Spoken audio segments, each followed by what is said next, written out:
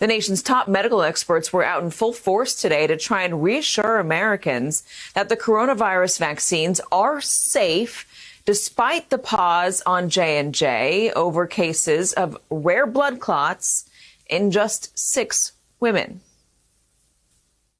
The fact that following the EUA, we have continued to follow very carefully any possibility of adverse events, I believe, is the other side of the coin of hesitancy.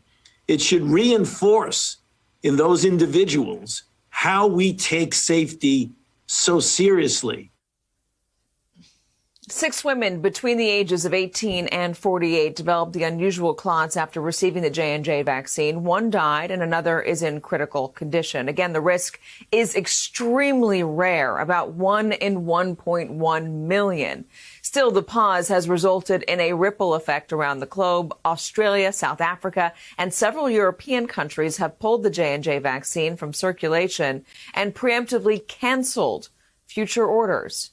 Joining me now is the co-director of the Center for Vaccine Development at Texas Children's Hospital, Dr. Peter Hotez. Dr. Hotez, I understand the desire to be as transparent as possible. I understand the desire to get out there and talk to physicians and alert them to this possibility. I understand all of that. What I don't understand is why they're pausing it while they do that, considering it is just 6 cases out of around 7 million doses. It seems like, I mean, you tell me, is there more going on behind the scenes that we are not seeing? Or is this, am I wrong, is this the more prudent choice? Yeah, here's the reason why I think it was the right thing to do. First of all, this is through the VAERS reporting system, but the thinking is by pausing this and alerting the medical community that this is a potential rare side effect of concern, potentially other cases of cerebral thrombosis could come forward. So that number of 1 per million could start going up. And that's important information to know. I think secondly is the fact that the J&J vaccine is an adenovirus vectored vaccine, and another adenovirus vectored vaccine, which has not been released in the U.S. but is in Europe, the AstraZeneca vaccine in Oxford, also seems to be associated with cerebral thromboses. And there the rate is about 1 in 100,000, 1 in 250,000. So this kind of gives people a chance to get their arms around what's going on, and is this a bigger problem with all of the adenovirus vectored vaccines. And I know it does cause concern, and people are upset because we know there's a very aggressive anti-vaccine lobby out there. But as Tony said, as Dr. Fauci said, this is also a reminder of how robust our system of pharmacovigilance and safety monitoring is, that it's sensitive enough that it could pick up 1 in a million adverse reactions. So the phase 3 trial was, in the tens of thousands, so wouldn't pick up something like this. But it's a reminder to the American people, and that's a sign of the glass half full, that we're not just, it's not just adios, we're done with this now. We continue to aggressively monitor these vaccines in every aspect.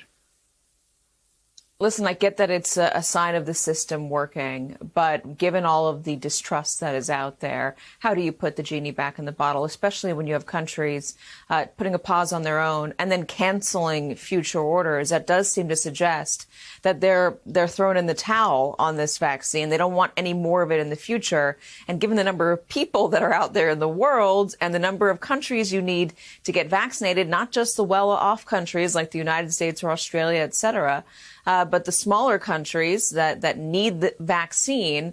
I mean, I feel like this is a major wrench for the effort to get the globe vaccinated, not just Americans.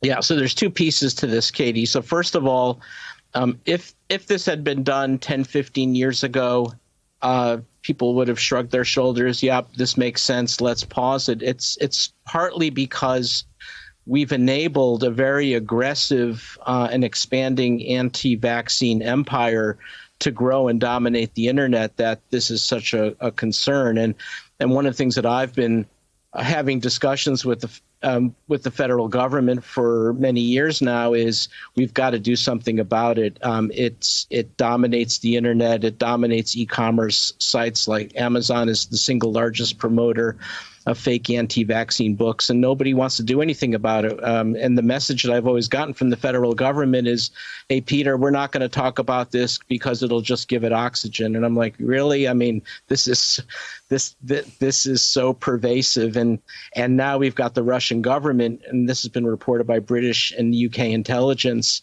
has been specifically targeting Western COVID-19 vaccines to discredit them in favor of Sputnik 5. So what we really have to focus on with regard to the U.S. is dismantling this, whether you call it confederacy or empire, coming out of Russia and homegrown groups, a lot of them coming from the political right, unfortunately. And you've heard it all on Fox News the last few nights, going on anti-vaccine rants and targeting me and Dr. Fauci and Vivek Murthy.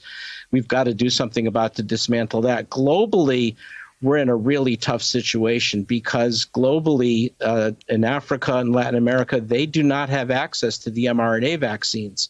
There was never adequate there was so much emphasis on innovation that nobody ever thought, well, what are going to be our low-cost, durable, unfussy vaccines that we have for Africa and Latin America?